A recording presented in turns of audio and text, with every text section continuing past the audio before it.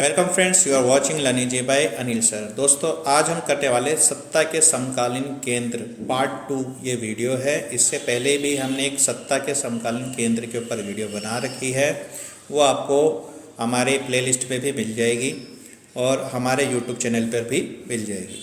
तो उसका लिंक मैं आपको डिस्क्रिप्शन बॉक्स में दे दूँगा, तो आप उसको देख लीजिए।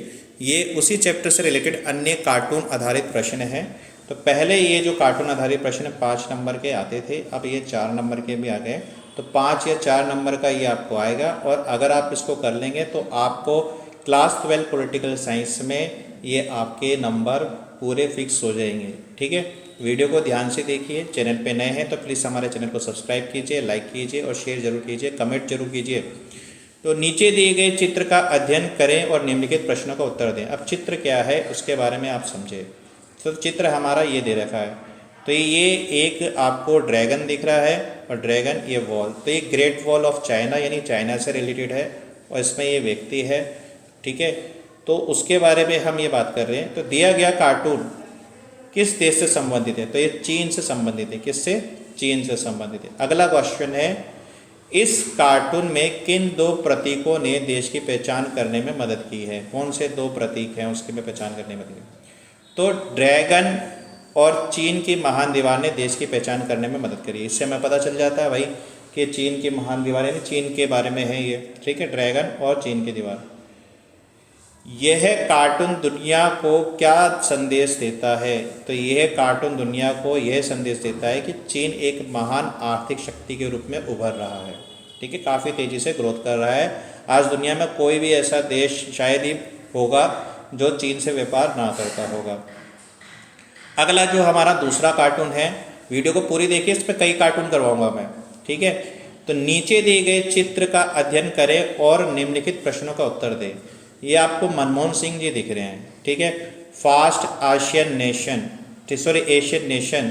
ठीक है, we will have to get use to it, हमें इसका आदी होना पड़ेगा। ये मनमोहन सिंह है, और उसके बारे में उन्होंने क्या कहते हैं, ये एक इकोनॉमिक पॉलिसीज़ के आधार पर उन्होंने करा है। इसके कुछ प्रश्न हैं, तो ध्यान से देखिए। कार्टून क्या दर्शाता है? तो आसियान के प्रति भारत की नीति को दर्शाता है ये कार्टून। दूसरा है, कार्टून में दर्शाई गई नीति का नाम बताइए। तो आपने लिखा है, आसियान चीन, जापान और दक्षिण कोरिया के साथ बातचीत करने के लिए 1991 से लुक ईस्ट की नीति, 1991 में न्यू इकोनॉमिक पॉलिसी, नई आर्थिक नीति अपनाई थी, जिसमें हमने जो है आसियान, चीन, जापान, दक्षिण कोरिया से बातचीत, व्यापार करना शुरू करा, और इसको हम लुक ईस्ट नीति के नाम से भी जाने जाते हैं, लुक ईस्ट पॉलिसी के नाम से भी जानते हैं। ठीक है, जो 1991 में अपनाई गई थी। अगला क्वेश्चन है, कार्टून में प्रतियोगिता से क्या तात्पर्य है? तो आसियान के साथ संभावित संबंध विकसित करने के लिए विभिन्न देशों के बीच प्रतिस्पर्धा, प्रतिस्पर्धा मतलब प्रतियोगिता, कंपटीशन, उसी को ही बोलते हैं। ठीक है, ऐसे क्वेश्चन आ जाए। आगे क्वेश्चन है, हमें इसकी आदत डालनी होगी, इसका क्या अर्थ है? ठीक है, ये यहाँ पे कार्टून में मैंने आपको बताया था, ये यहाँ लिखा हुआ है। ठीक है, हमें इसकी आदत डालनी होगी, इंग्लिश में लिखा हुआ है। तो इससे क्या तात्पर्य है? तो इसका उत्तर है, यह आसियान के साथ मुक्त व्यापार क्षेत्रों का उपयोग करने के प्रति भारत के रणनीति को दर्शाता है। ठीक है, कि भारत को रणनीति को दर्शाता है। देखो, 1991 से पहले भारत ने जो है भारतीय उद्योगों को बचा के रखा था, ताकि वो उस लेवल तक आ सके, ताकि विदेशी व्यापारियों के साथ या विदेशी बिजनेस जो है उनके साथ जो है कंपटीशन, प्रतिस्पर्धा कर सके। लेकिन अब इसकी आदत बनानी पड़ेगी 1991 के बाद। इस पॉलिसी के आधार पर ये मनमोहन सिंह जी ने उस समय पे फाइनेंस मिनिस्टर थे, उन्होंने बोला। अब ये नीचे दिए गए चित्र का अध्ययन करें और निम्नलिखित प्रश्नों के उत्तर दें। तीसरा क्वेश्चन है, ये देखो माओ वाला है। ठीक है, तो ये माओ की लाल किताब। ठीक है, और जियोंगपिंग ये है माओ की लाल किताब, यानी माओ है साम्यवादी। ठीक है, तो कार्टून में दिखाई गई लाल किताब क्या दर्शाती है? तो माओ द्वारा परिकल्पित चीनी कम्युनिस्ट पार्टी की विचारधारा को दर्शाती है। ठीक है, जो माओ की जो चीनी कम्युनिस्ट पार्टी की जो विचारधारा है वो उसको दर्शाती है। ऊपर जो है माओ है। ठीक है, माओ की लाल किताब। अब है, कार्टून में दिखाए गए माओ कौन है? माओ कम्युनिस्ट क्रांति के नेता और पार्टी के प्रमुख थे।